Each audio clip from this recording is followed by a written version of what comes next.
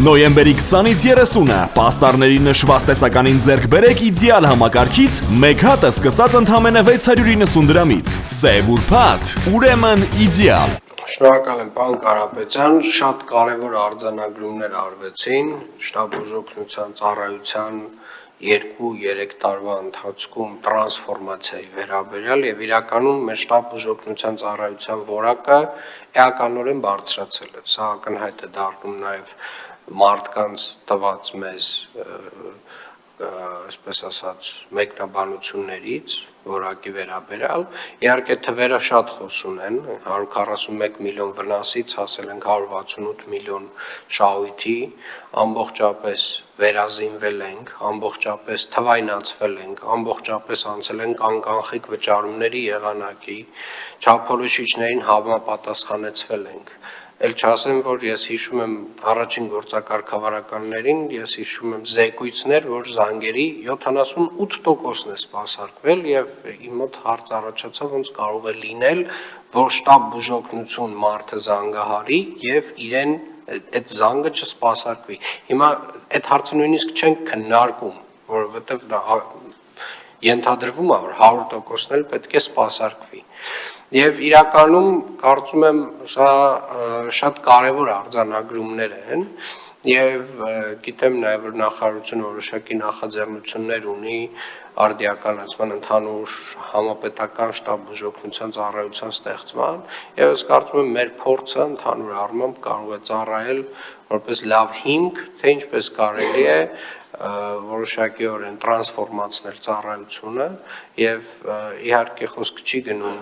մեր ծառայությունը որևէ մեկին հանձնելու մասին, բայց ընդհանուր մեկ տրամաբանության, մեկ հարթակով աշխատելուն կարծում եմ շատ տրամաբանական լուծումներ պետք է տրվեն, որոնք որ օրինակ, չգիտեմ, տրվում են, երբ որ մարդը զանգահարում է արտակարգ իրավիճակների դեպքում կամ ոստիկանությունը զանգում շատ դեպքերում մեր շտաբ բուժօգնությունը միանգամից նույնպես գնում է, հիմա նույն տրամաբանությամբ պետք է ինտեգրել մեր ընդհանուր, այսպես ասած, ծածկույթը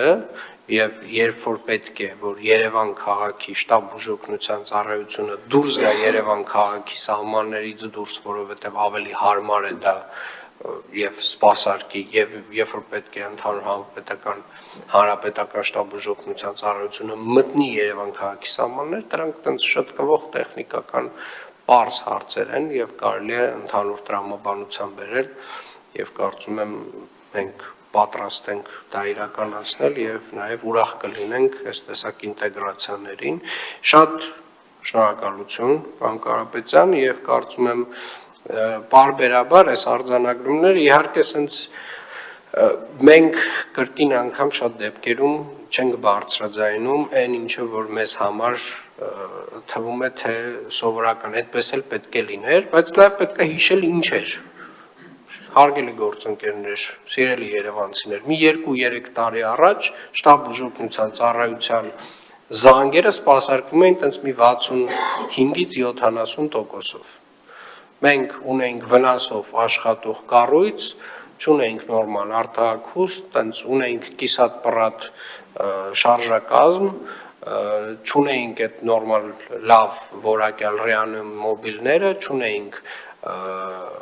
անկանխիկ վճարում չունենք թվայնացված Արմեդի հետ ինտեգրված համակարգ եւ շատ բաներ չունենք։ Հիմա այդ ամենը ունենք եւ շարունակաբար զարգացնում ենք։ Խնդրեմ, պարոն Կարապետյան։ Ուզում եմ եւս մի փաստ արձանագրեի, պարոն քաղաքապետ, որ որևէ առիթի դեպքում, ասենք, խոշոր ՃՏՊ-ներ բան որ լինում են մարզերում, մենք հասնում ենք առաջի զանգով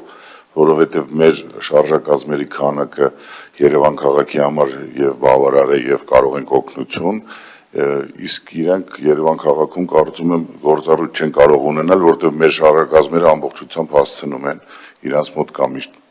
պակաս կանչեր։ Շատ լավ, ամեն դեպքում մենք GIS հարթակներ ունենք, հիմա GIS հարթակներից մեկը կարող է նվիրված լինել շտաբ բուժօգնության ծառայությանը եւ մեր բոլոր ավտոմեքենաների տեղադիրքերին, ինչպես նաեւ օրինակ կարող են սպասել նաեւ հանրապետական շտաբ բուժօգնության ծառայությանը եւ բոլոր այդ քարտեզի վրա տեսանելի լինեն եւ համակարգը ավտոմատ կերպով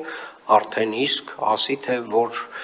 ծառայության ավտոմեքենան, որ հասցեով պետք է մոտենա, որպեսզի ամենաարագը հասնի, եւ կարծում եմ այս տեսակ ինտեգրացիաներին էլ, պարոն Մանուկյան, մենք նույնպես պատրաստ ենք եւ թվայնացման մեր գործիքներով աջակցել եւ ընդհանուր, այսպես ասած, այդ մեկ ընդհանուր հանրապետական շտաբ բուժօգնության ծառայության կայացմանը աջակցել։